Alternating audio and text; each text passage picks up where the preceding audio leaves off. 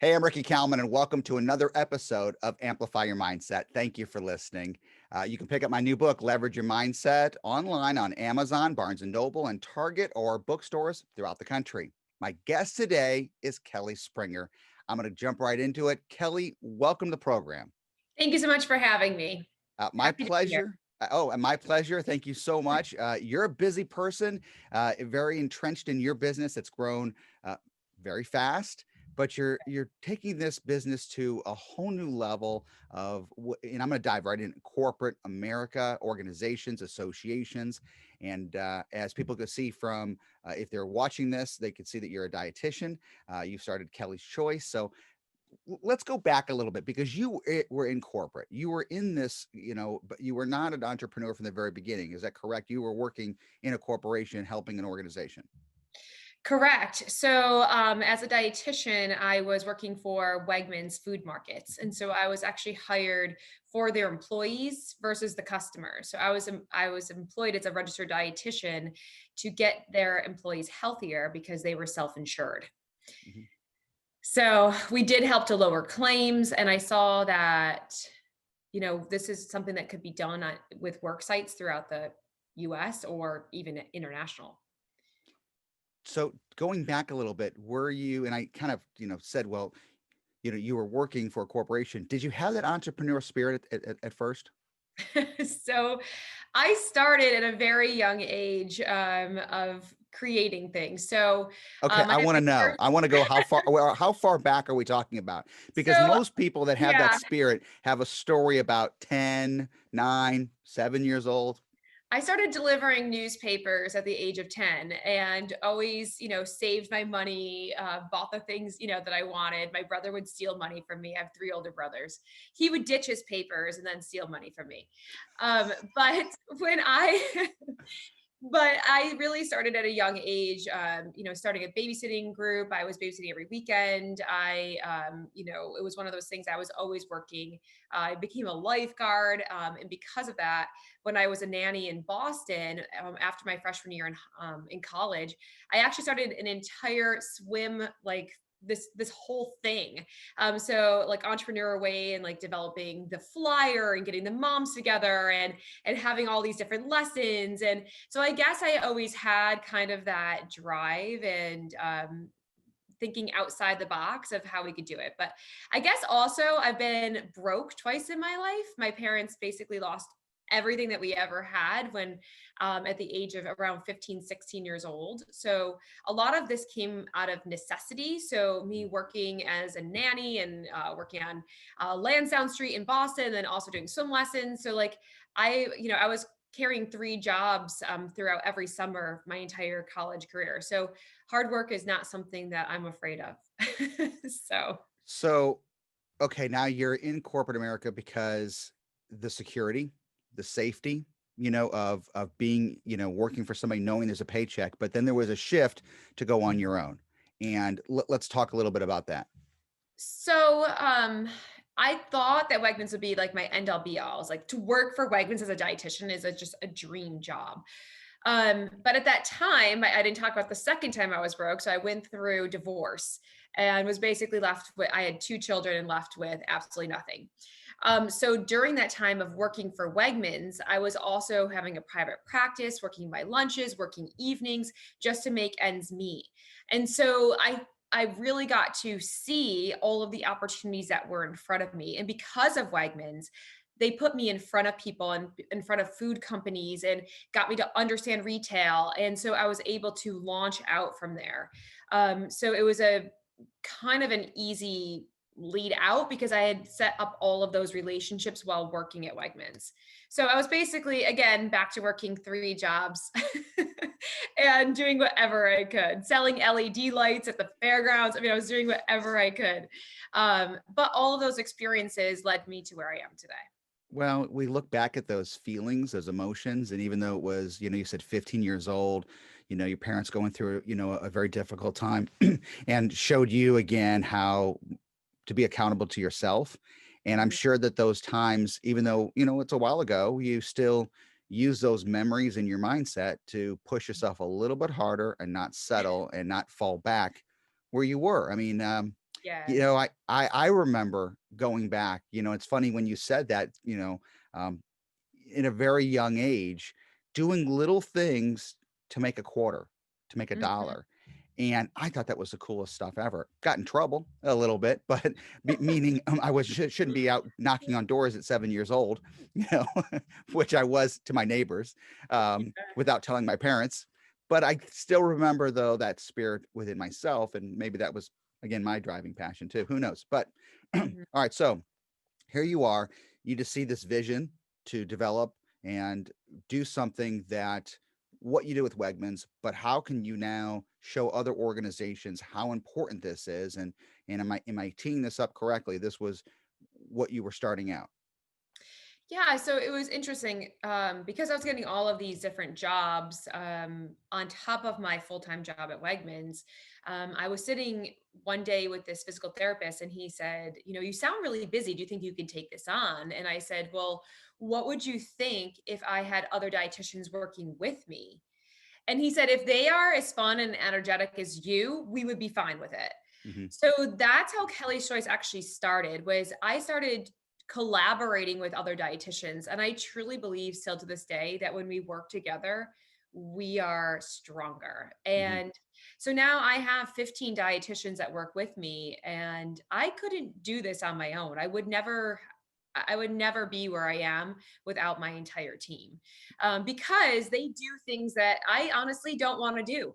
So they do a lot of the PowerPoints, and they work with children, and they work with kidney disease, and everyone does, you know, kind of what they do, but together we can help that entire organization. So what I mean by that is when I go to work with, let's say, company A, and we go in to do our, you know, general nutrition program, well, through that program, whoever the employees are or their family members can actually reach out to a Kelly's Choice registered dietitian for whatever their nutrition needs are. So it doesn't matter if it's sports nutrition, celiac disease, weight loss, we can cover it all because we have these dietitians that are experts in their category. So let's So that, let's back up a little bit though. Let me yeah. so everybody, if you're coming in cold to this, so Kelly's Choice is a program that companies can implement Mhm. to create a healthier lifestyle, a cultural way of living and Yeah. working, with the support of your organization. Yes. Yep. So we developed over 100 videos that are fun, exciting, short little, you know, snippets of information that people can utilize that same day. We also have developed over 3,000 documents, which include recipes and newsletters and just tons of information to help people to move forward and to make healthier choices. There's no excuse. There's no excuse now. I know I'm saying, if you're a user of your product, and I mean that in a way of, okay, you're engaged, you're a corporation, you're an individual, you're a leader, no matter who you are, if the company, embraces your organization, there's no excuse to go, well, I couldn't find my specific needs. No, you are so stacked with content, not only copy, but videos and the support of humans, and which is now more than ever is so important to feel engaged with a Yeah. person and being able, because sometimes it is overwhelming. You can get online and you're like, where do I even start?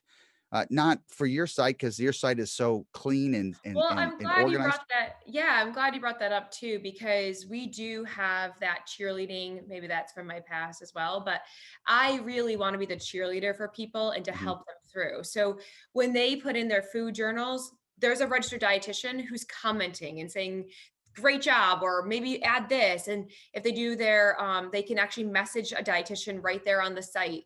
They also can connect to Fitbit and Apple Watch, and we are supporting with that. So we have constant engagement. And being a registered dietitian, I want to back up on what that is too, because there's a lot of sites right now that have health coaches or just a coaching aspect. Registered dietitians have 7 years of education, from their 4 year undergrad to 2 years of master's and a year internship. And then they sit for a national test called the registered dietitian exam. So it is it is a medical degree. We can do medical nutrition therapy. And so when we're commenting, we can actually put the science behind every single thing that we're saying. And that's truly what sets us apart from other wellness organizations. Well, what's also important that people need to understand, and correct me if I'm wrong, is that our information is changing.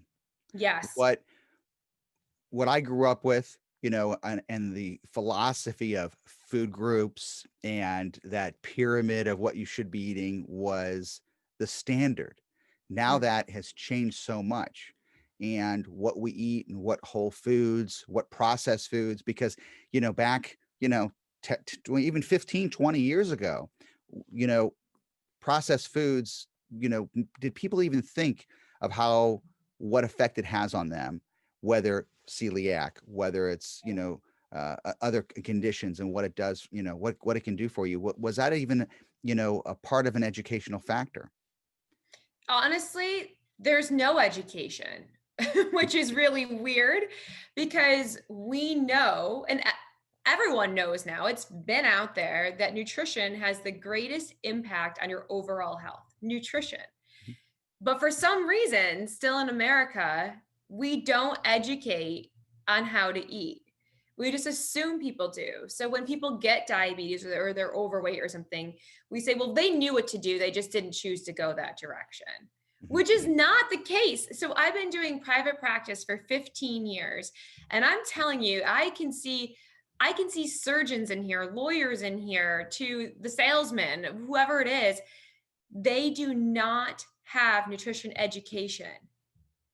Yeah. So we are assuming And yet they're the something. doctor sometimes. Yeah. I I, know. I really just, I've been seeing a surgeon for weight loss.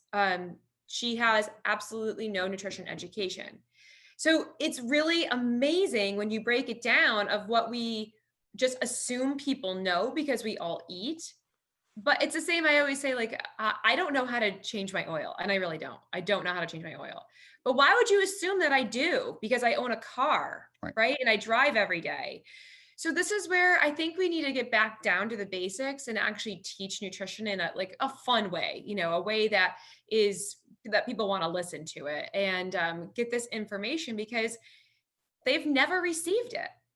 So in my world of mindset, we create patterns and habits of our life by the repetition of doing things. And yet at the same time, we assume our programming, these habits, and I'm talking Mhm. about even the good habits, are best for us now. But yet at the same time, when we sit back and sit in the audience of ourselves, we start to realize the patterns and habits that we might have created last month or 10 years ago really don't serve us now.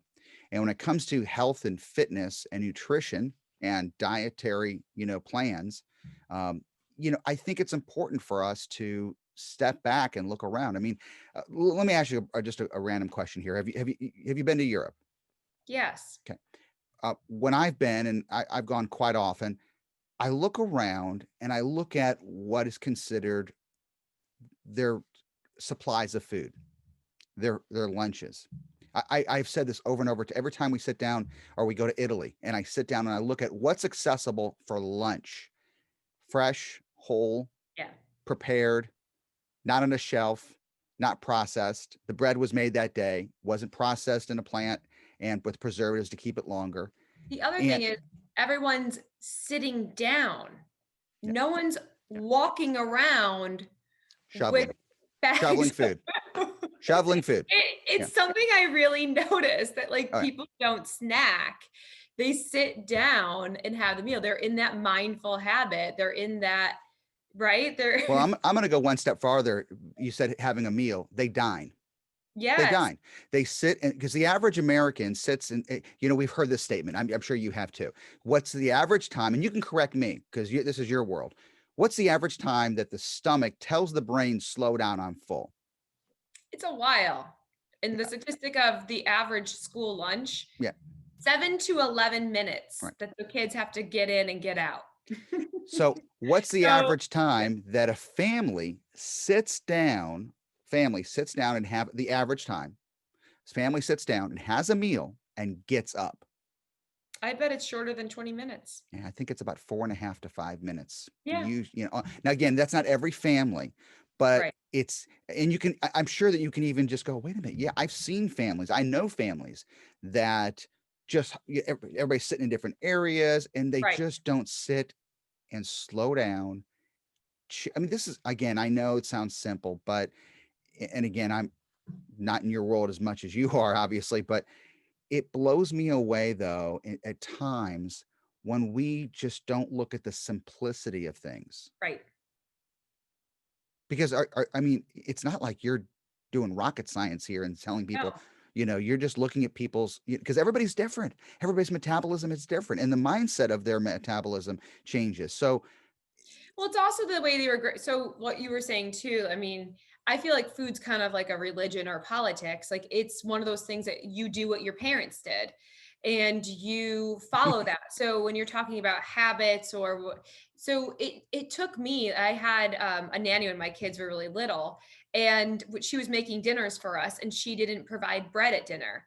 And she goes, Kelly, you don't need bread at every dinner. I'm like, oh, that's how I grew up. We had a roll or a crescent roll or Italian bread. Like, and it took like that one tweet to be like, you're right. We actually don't need bread because we have, but it was just really interesting to me of how that habit or how that tradition was oh, just something that you do. totally. And It's funny you said that, because I've said, every time you go to, well, again, it's just, you go to places on a frequent basis, and you just assume as soon as you sit down, the first thing to do is throw bread and butter on your table.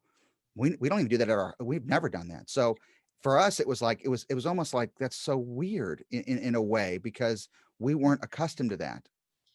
it's just interesting. So, and that's where changing habits for nutrition Yeah. can be really hard because it's basically changing the whole like how they were raised and what they believe and changing those that mindset. So it's And interesting. that's where I come in. That's what I love doing. I love taking that programming in and showing you how easy it is to hit that update button. And it's a lot easier than people think. And just like what you're saying too, it's just be more conscious of what's best for you, because what your plan is for an individual is not going to be the same for your spouse. It's not going to be the same as a coworker across the hall from you. It's just, let's dive in and figure out what's best for you. And that's what Kelly's Choice does for each individual person. It's not just, hey, this is what works for everybody. Right. And we have to get people where they're at. So, if they can make little small changes, it's going to make a huge difference I love that. versus these crazy fad diets of like cutting whole things out or doing that. So, we find the most successes come in these small changes. And that's where our program actually takes them through goal setting, where there's small changes throughout the 12 weeks. And so, we find it to be way more sustainable because they're actually putting those changes into practice and working on them and working on them and working on them. So, it's something else that we have found success in. Well, we are also a society of, we want it fast. Yes. We want to see the results because we know there's a magic pill out there will do it better for us. And Yes. really, seriously, tell me who There's has not. survived that roller coaster of deprivation, that, starved themselves and then binged because this is my cheat day. Right. Why do you have to have a cheat day? I don't.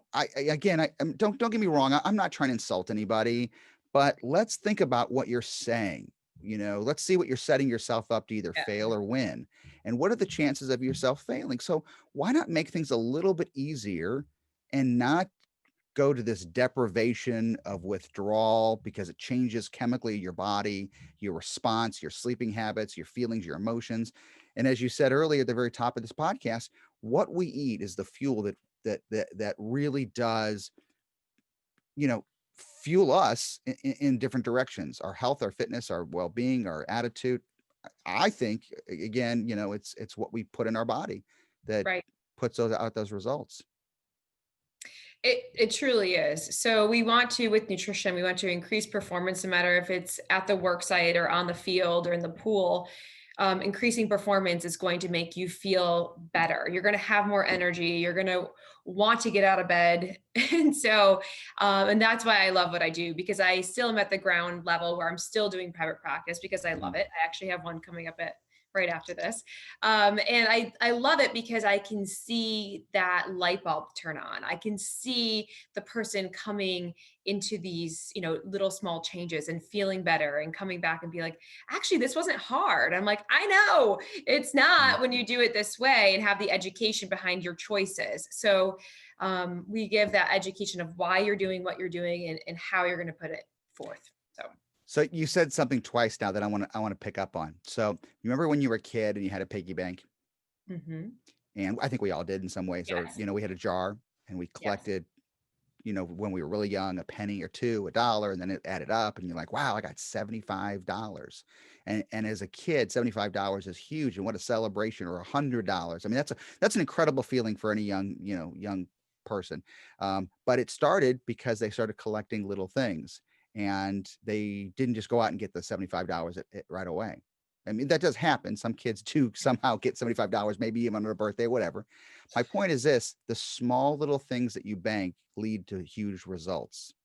And Yeah. you made a comment about small changes, small adjustments, small little tweaks here and there. And that's what your program allows the individual to be more conscious of. And then again, at the end of this week or month, you start to see the changes and you start to celebrate the big win of that $75 or $100 by just feeling better, sleeping better, and not looking for the quick, well, tomorrow am I going to sleep better? Tomorrow am I going to lose the 10 pounds? Tomorrow am I going to reach my goal? Right. Focus on today. Yeah. So, yeah, I mean, I love the hearing that you just celebrate the small little, successes that you have every day, and again, people are engaged with your program, whether it's the journaling and putting out, you know, the content of what they're eating. Look at that as a small little celebration. I agree. I agree. So I hope everyone from this takes that with them. That little small changes make a big difference. I think if I could leave you with that one small change of something to do, drinking water. It's one of those small little things that you can do that make a huge difference. And I know that's super simple, but I'm telling you, probably 90% of the people that I see are chronically dehydrated, which leads to so many issues. So that's the one thing I can leave you with, a little tip, is make sure to get water throughout the day. So let me ask you a question, because I've 6, 7 glasses of water. What's the average a person? Because everybody's body's different. What is the average? Do you tell somebody?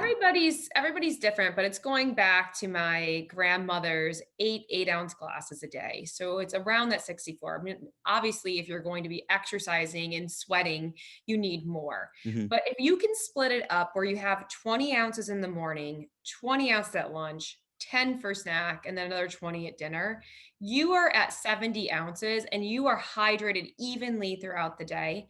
And it's not so overwhelming.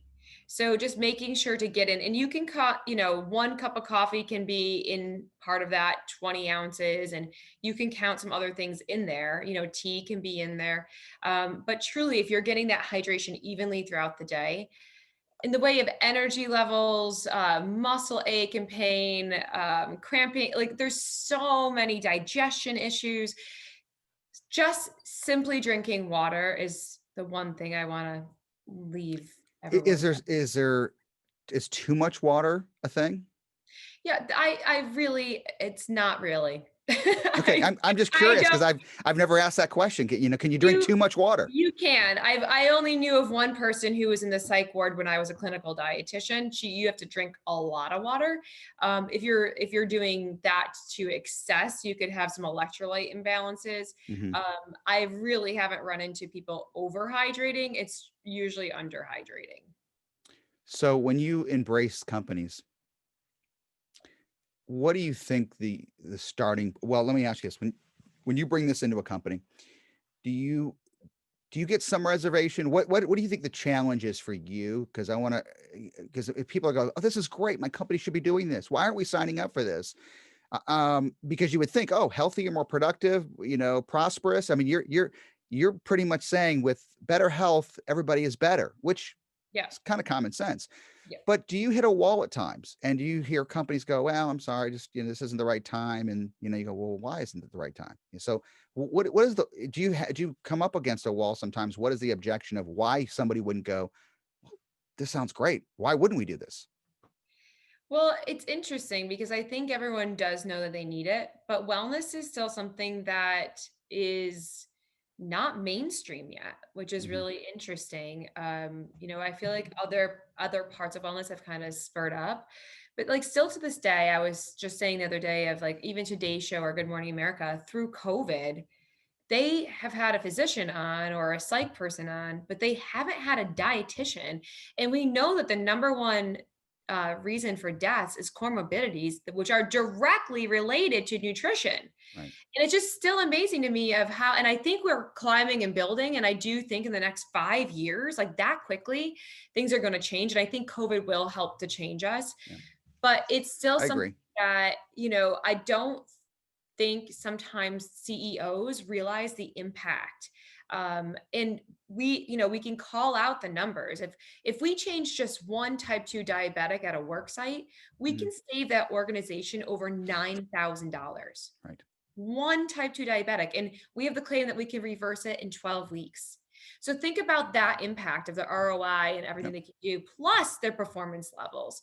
But I Absolutely. think that, just like how psych took a while to get there and people now know they need to talk to somebody, nutrition is just coming. But I think that we haven't had great leadership and great people that are in these roles and people talking on TV and people doing this type of information to let people understand and know how impactful it actually is.